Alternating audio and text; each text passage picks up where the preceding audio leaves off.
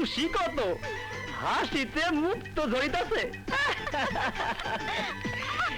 কত গুনবা গুনতে থাকো, তোমারে আমি টাকা দিয়া গোসল করামু, টাকা দিয়ে শাড়ি পরামু, টাকা দিয়ে তোষক বানাইয়া দিমু, ছোট কাপড় বড় কাপড় সব বানাইয়া দিমু।